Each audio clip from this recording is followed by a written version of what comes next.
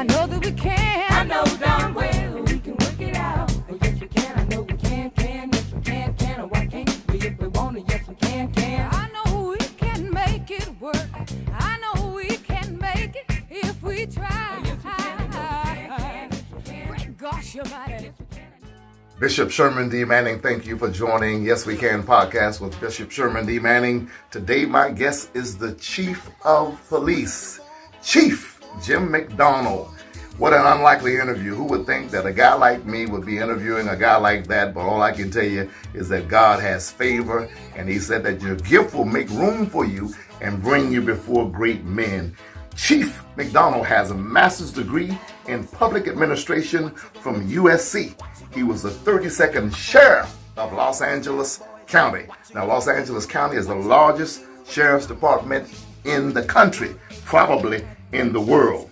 As a 21-year-old graduate from LA Police Academy in 1981, he started his career in policing. I'm a strong believer that we have some police officers in this country who are racist. We have some police officers in this country who are trigger happy. They shoot black men too often, too soon, and we need to do something about that. And I believe that this chief is going to do something about that. As I told him before in a private conversation, there are bad apples in every bunch. You've got bad preachers, you've got bad doctors, you've got bad lawyers, and you also have some bad police officers. So our job as a community is to work with police to try to rid them of the bad apples and support the ones that do their job. When I was a kid, we called police officers officer friendly because we believed that they were there to serve and protect, and a lot of them are. So ladies and gentlemen, thank you for joining us. Get ready for the chief. Now, don't forget, I have the Tiny Homes Project. We are building tiny homes for the homeless. Most of you all know Yes We Can Worship Center is the church that I pastor, and I'm committed to housing the homeless and feeding the hungry. Please go to thetinyhomesproject.com. You might want to sponsor a tiny home. You might know someone who wants to sponsor a tiny home. And if you'd like to donate to the work that we do, go to yeswecanworshipcenter.org. Click Donate Now. Now, let's get to Chief McDonnell. Thank you for joining us, Chief Jim McDonnell. How are you doing today, sir? I am well, Bishop. Thank you for having me on. We know your time is limited. We really appreciate you doing this. I got to ask you this. Your mother and father, did they live to see you become chief of police? My mother saw me become chief in Long Beach, passed away after that. My dad didn't see either, but I think somehow they're looking down and watching everything that's going on now. Wonderful. What were their names, Chief? Yeah, Jim and Eileen. Jim and Eileen. Was your dad a police officer? He was not. He was a laborer. Okay, wonderful. I just wanted to ask you about your parents because I know that holiday times like this, I don't know about you, but I tend to miss my parents more than ever before. Oh, yeah, absolutely. Well, God bless them both, and I'm sure they're looking down and they're proud of the work you have done and are doing. Now, I see where you graduated from the academy in 1981 and became a police officer at that time. What have you learned over these 30 or 40 years of policing about policing that might help you in your duties now as chief of police? Yeah, that's a great question. I think when you come in, you have kind of an idealistic attitude, and you think you can solve everything and do it by yourself.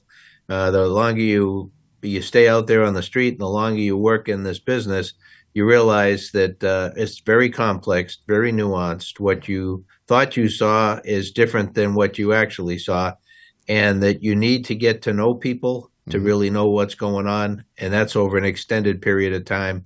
And everything is based on trust, everything that's going to work. Mm-hmm. And so I think it's a lesson that you can't really teach in the academy. Mm-hmm. It comes with time, much like you can be smart, but to be wise is a different thing, and experience is what drives that.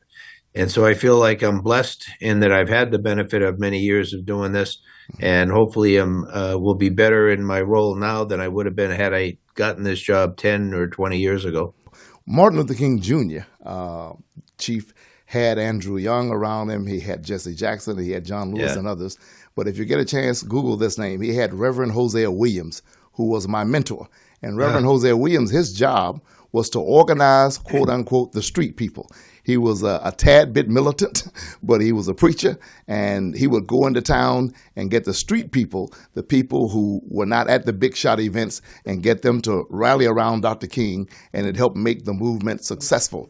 I have appointed myself as your street person bishop because in my work of housing the homeless and feeding the hungry, it's as I said to you in a private conversation, I need people who have been in trouble, people who are on their way into trouble, to hear from the chief of police.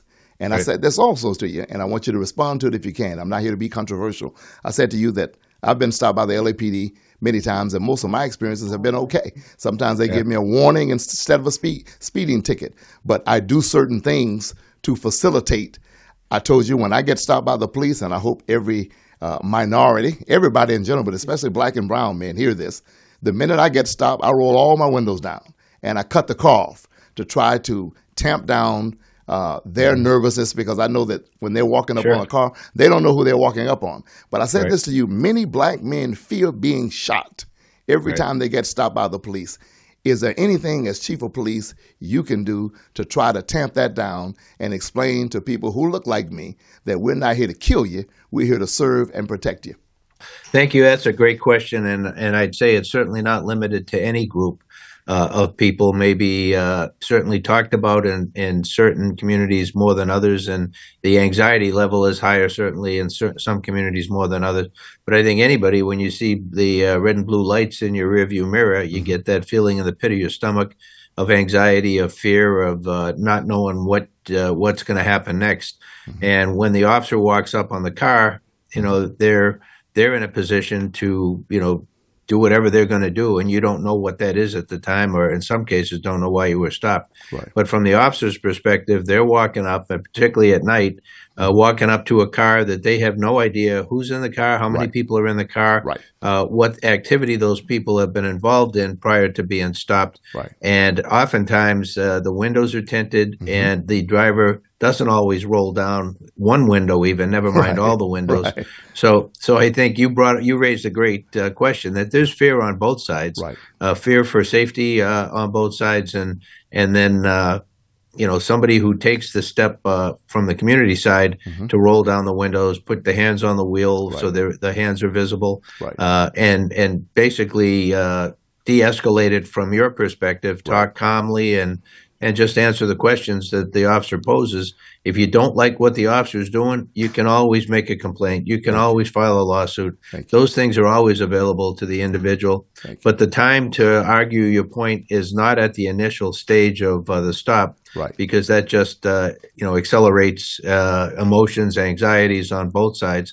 From the police officer's side, if they walk up to a car and they can see who's in the car and that there's one occupant and that's the driver, and the driver is clearly not trying to be a threat to them, that de-escalates their fears or anxieties that this person, is a motorist and they're not a suspect in some other crime, or at least that's the initial take on it. So I think communication is a big deal, that, police and community can both do a better job than we've done in the past to be able to get better results.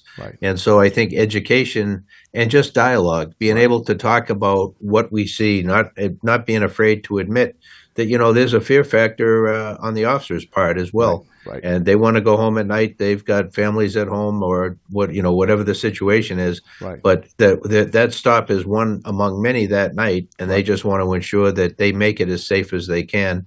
And by doing so, if the community works along with them, I think everybody has a better experience. Nobody likes to be stopped, but it's a better and safer experience. I don't want this moment to pass, because I know that pastors around the country, and especially around LA, and your congregants are going to watch this interview. So I want you to hear it coming from Bishop Sherman D.Manning. When you get stopped by the police, one thing you can do, two things you can do: turn the vehicle off without them asking. Roll all the windows down, and I promise you, with everything I love, that it will go much better than it will if I got all my tinted windows rolled up and I got the car on and my foot on the accelerator. You're afraid, they're afraid also. The other thing I want to ask you, you work with Chief William Bratton, am I correct? That's correct. And I read where when he was chief, He reduced crime in his first 5 years, felonies by 30%, homicides by 38%, and violent crimes by 46%. Do you think you're going to be able to do something close to that in 5 years, Chief? I'm hopeful that we'll have success. To try and predict any numbers at this point, I think would be speculation. But Right. my hope is to be able to get our officers re-engaged in the proactive method of policing, to be able to try and get out there and prevent crimes from happening before we have to respond to them after there's already victims then, and to be able to work with the community in a way where we get crime reported to us, because in recent years, many people have given up on reporting because they didn't think anything would be done about it. My hope is, even at the risk of having higher crime rates because people are reporting crime, it shows that they have a greater level of trust in their police department because they're willing to come forward either as a victim or a witness. And hopefully then we can target our limited resources to where the problems are and hopefully get some better results long term. Again, my hope is that crime continues to trend in the right direction. We're doing very well right now. Homicides are down 15%, and crime other than hate crimes, crime in all categories are down right now. And so I hope that we can continue that. But like I mentioned earlier, any success we have won't be because of what we've done on our own. It's what we and our community member partners can do together. And he also improved race relations and dealt with racism in the LAPD. We know that racism exists in any institution. You just yourself mentioned that hate crimes are up across the country. This is not something that is exclusive to Los Angeles. So I'd like to ask, what do you think you can do, and what can we do, pastors, bishops, preachers, to work with you to improve race relations in the LAPD and in the city for that matter?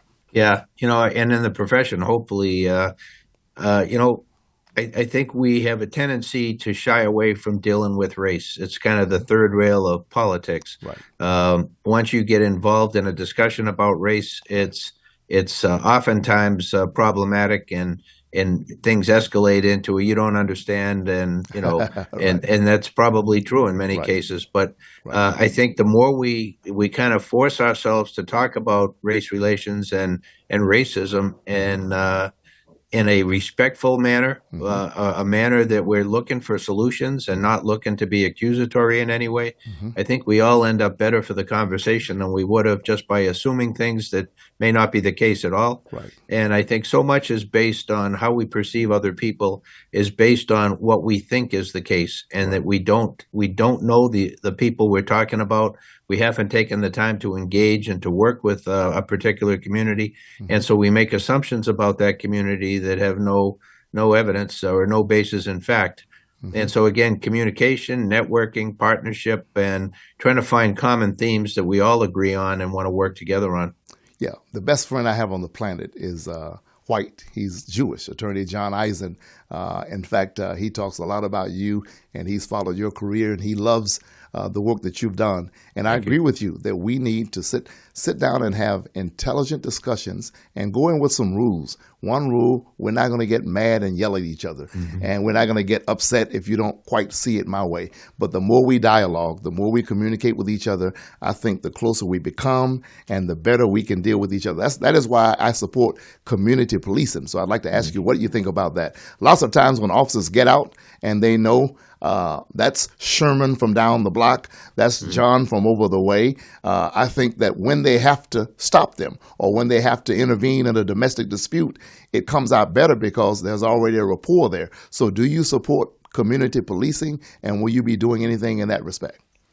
No, absolutely. Community policing, I mean, you think about just the term, who else would we police but the communities that we serve? And Right. so back in the 90s, I had the opportunity to work in community policing group within the LAPD. And our job was to institutionalize the philosophy of community policing throughout the organization. We had tremendous success for about 5 years in doing that. And then 9/11 hit, and we moved away from that, sadly, to intelligence-led policing. I think we could have done a better job combining different models of policing to be able to achieve the best brand out there. But we went from one silo to another, and my hope is that we integrate a more comprehensive view of policing as we move forward. But at the end of the day, it works. I mean, the ability for policing, let me take that back. To give certain types of policing a label, I think does a disservice to it, because then it becomes exclusive from every other action of policing. We need to be able to work together to work on, and the tenets of community policing are to work together on community identified problems, not dealing just with the symptoms, but getting to the underlying problems, and to work in partnership with each other as we move forward.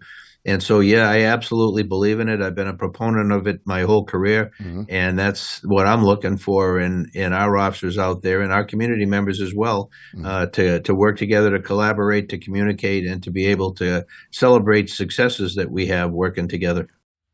Thank you. I hope you're enjoying this powerful interview with the Chief of Police for the Los Angeles Police Department. I'm going to be trying to get him into the hood, into the community, where people really need to hear from the chief. We want to do something innovative in this city that has never been done before. All police chiefs, when they're running for it, or when they first get elected, I should say, or nominated or confirmed, lots of time they'll go to big churches and talk to big people. And as I was telling the chief, most of the people in those churches ain't never going to jail, have never gone to prison, and will never go. I want to get our chief to talk to people who have been in trouble, who need a second chance, who need to know that they matter too. So that is why I'm so excited about this interview. Share this interview with everybody that you can. Tell them it's the bishop and the chief. The bishop and the chief. And we're talking about what we can do in this city to make policing better for everybody. Please don't forget the tinyhomesproject.com. Those of you who are concerned about the homeless, help us house the homeless by going to the tinyhomesproject.com. Remember, I pastor Yes We Can Worship Center, and that's at yeswecanworshipcenter.org. Now, let's get back to Chief Jim McDonnell. The only controversial question I have today, but I have to ask it, and it's not exclusive to any particular case. I would never ask you, as a friend, I would never ask you to comment on any particular case. In speaking very generally, what I have never understood is when I see a man or a woman with a knife, and the person has a mental problem, and you see 7 or 8 police officers around this person, and it ends up in a tragic shooting where all of the police officers shoot 10 or 20 bullets into this person. And when you read the report, it will say, fearing for my life. And my question has always been, if it's one person and one knife, how did all 8 police officers fear for their life, and why did all of them have to shoot that person? Is there anything we can do about that in training to try to prevent that? That's a great question, and I appreciate you asking that. There is, and we do. You get to a situation like that, and it's incumbent on the senior person there, sergeant, hopefully at scene, to take control of that scene, to direct the actions of the officers, and to be able to designate certain officers as part of a lethal force team, maybe an individual or 2, a less lethal use of force team, so they're equipped with beanbags or other less lethal force options, and then an arrest team to be able, when the person is able to be taken into custody, to effect the arrest in a safe manner. And so if it's done right, hopefully we don't see those things. It's when you don't have either the time or the ability to be able to coordinate those efforts, you get to a scene and the thing plays out immediately upon you, then that the advantage of having a designated use of force, lethal use of force officer, less lethal use of force, and an arrest team, then people act on their own short of that to protect their own life. And if somebody is very close to you with a knife, they can do a tremendous amount of damage to a person in a very short period of time, or multiple people, and I've seen that over and over. So there is a legitimate threat to the officers if somebody has an edged weapon and they're within striking distance of them. But our training and our hope is to be able to put enough distance between the officers and the person with the knife to try and talk and de-escalate the situation. If you have the time, to bring in a mental evaluation team, which is an officer paired up with a mental health clinician. The officer brings the safety component, and the mental health clinician brings the expertise in dealing with somebody who's in a mental health crisis, and it makes all the difference in the world as to the outcome of that. Yeah. And so thank you for the question, because it's one a lot of people I'm sure have, Right. and one that we take very seriously and try to do the best we can so we don't have a tragedy. Right. Because I house the homeless and I deal with people who there's a high rate of them who have some mental challenges. Sure. I've seen some situations where the officers did not handle it appropriately. And I said if they just had a mental health person with them, things probably would have turned out differently. And I also know you don't always have time if something is Right. happening now. And so my last question is going to be an easy one for you. Not necessarily easy, but not controversial. And that is, you and I talked about this before. There's an anti-police sentiment that has run around the country. And as Right. a candid pastor, as a bishop who believes in God, the Bible says, "Thou shalt not lie." So I'm not going to take this time to lie to you. That's been for a long period of my life. I hated police officers, and because I'd seen so many tragedies, I'd seen so many dirty police officers, and I'd seen so much bad. But when I go back to my childhood, and I said this to someone earlier, Miss Morris or someone, I said that when I was a kid, Chief, the police used to come to our school and let us play with the sirens in the car and all of that. And I Right. remember, I had forgotten this, but we called them Officer the Friendly because we really were programmed to believe that these were our allies and not our enemies. So what can I as a bishop, what can pastors across this city, what can the community do to help you to alleviate and ameliorate some of this anti-police mentality that whether it's deserved or not deserved, that is in this city, so that you can get more police officers and more. My son is 22. He wants to be a police officer. And so I That's had great. to really reevaluate myself and say, how many interactions have I had with police that were bad versus good? And the good far outweighs the bad. What can we do as the church, as pastors, as preachers to help you in that endeavor? Well, thank you, Bishop. I appreciate the question, because all of our pastors are leaders in their community, and they have a following, they have a constituency. So I think to talk honestly about what police are tasked with doing in a free society, what our role is, what our responsibilities are, and the fact that, at the end of the day, we're just human beings who've taken on a job and a profession where we get 6 months of training in the beginning after a pretty strict selection process. And then you put out on the streets with a partner for a period of time. After that, you're potentially on your own out there to respond to any problem society can throw your way and expect it to be right 100% of the time. That's an awful lot to ask. We don't ask that of any other profession in society. It's true. And so I think an understanding of the tools that we have, are they sufficient to be able to handle everything that we're asked to do? I would say reasonably no. And so that our people, generally speaking, go out and try and do the very best job they can to bring appropriate resources to the scene, to handle whatever the problem is, to do the best they can themselves. But to be very honest, while we have very good people doing this job every day, they can't be experts in every field that they're called out to deal with a problem with. Right. And so I think an awareness of that, also an ability to see cops as human beings. We're just fathers, mothers, and neighbors, people like everybody else. We just have a different job than other people do.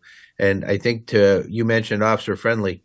That goes back as well to the DARE officers that we had in many of our school campuses. Right. Everybody of that age group who had a DARE officer generally remembers them, and usually in a fairly fond way, Right.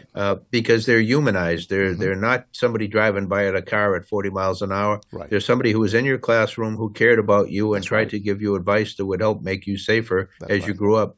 That's And so I think the more we can humanize police officers, the more we can invite them to festivals at the church, to talk at the church if possible, and to be able to just be friendly and be human beings alongside your constituents that come to church.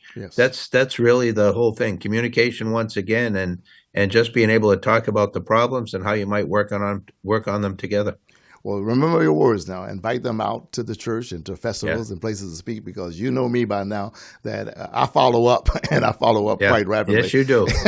So I promise you, I'm going to, again, as your self-appointed bishop, I am going to be inviting you. But remember this. I'm not just trying to get you in these big, large churches like Crenshaw and all of that, West Angeles. These are great pastors, great churches. I think Lieutenant Clancy can handle that. And that's an important aspect of what you do also. I'm in no way denigrating that. We need it all. But I'm going to be inviting you to talk to people who have been in trouble and people that I feel like are on their way into trouble. And I'm going to try to bridge that gap and bring back the officer to friendly and show them that the police are not their enemies, that nobody in their right mind wakes up in the morning, puts on a badge and a gun and goes out and risks their own life because they want to kill people or because they want to hurt people. And I know some officers. When you were the sheriff, you had a sergeant by the name of Dennis Woolard, who's a personal friend of mine. He has helped me with my homeless parties. He's helped me deal with the homeless. So I know deputy sheriffs and officers who are good guys, and I want to help you in that endeavor because I want you to be the best chief. I want you to go down in history as the best chief this nation has ever seen, and I'm committed to doing everything that I can to help you, and I want to thank you for giving us this time. You gave us more time than we were supposed to get. I know Eileen and them are very upset right now. But in closing, is there anything you'd like to say before we go, Chief McDonnell? Sure. Thank you, Bishop. I'd just like to say thank you to all who are watching this video for your time, for your interest, for your willingness to maybe reach a hand out and say, hey, maybe we can work together on something and make our communities better for everybody. I really, truly think the answers that are out there in our society are fairly simple ones. And all of you as preachers deal with these issues, the values of society, looking at the Bible as a guide for behavior. You can't go too far wrong if we're all living that kind of life and taking the time to care about each other, talk about each other, and just be good members of a community. So I thank you for your time and look forward to working with you as you see fit. Amen. So, ladies and gentlemen, before I let the chief go, I want to say it one more time because I know I got a lot of people watching me today. Please remember, when you get stopped by the police anywhere in the nation, especially right here in LA where I live, first thing I want you to do, turn the car off. Second thing I want you, you got to let the windows down if it's electric before you turn the car off. Roll all the windows down, turn your car off, and I promise you, I'll give you my phone number. You'll be able to call me and say that experience was much better because just like we're nervous, as the chief said, when we see the blue lights behind us, nobody wants to get stopped by the police. Please understand that those two people who are getting out of that car, especially at night, walking up on a stranger. They don't know if we're helter-skelter. They don't know if we're Sirhan. They don't know if we are a serial killer, a gangbanger, or whoever. But even if you are a gangbanger, you are a human being. And if you don't have a gun in your car and you let all your windows down and cut the car off, the experience is going to be much better. We want to thank Chief Jim McDonnell, and we want to thank Karen Bass for appointing him. Thank the City Council for confirming him. Chief, thanks for coming. I'll be calling you very soon. God bless you. And remember, we can make this country better. We can make this nation better. We can do it together. Yes, we can. Yeah, thank you, Bishop, very much. You're welcome. I know we can, yes we can, and why can't we if we want it, yes we can. I know we can make it work. I know we can make it if we try. Yes we can, Gosh, your body.